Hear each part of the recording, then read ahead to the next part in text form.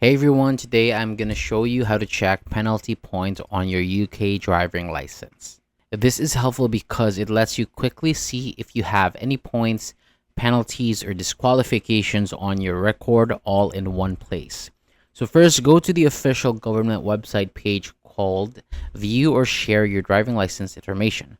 So scroll down and click Start Now. Next, you will need to enter a few details: your driver's license number, your national insurance number, your postcode. So type those into the boxes and then click I agree and select View Now. So after that, you will see your driving license details. Look for the section called Penalties and Disqualifications. If you have any penalty points, they'll be listed there. If you don't have any, it will say something like you do not have any penalties or disqualifications, which means you have 0 points. If anything new is added to your record, you should also receive a letter in the post to let you know. So that's it for today. Thank you so much for watching. For more videos like this, hit the subscribe button below and I'll see you on the next video.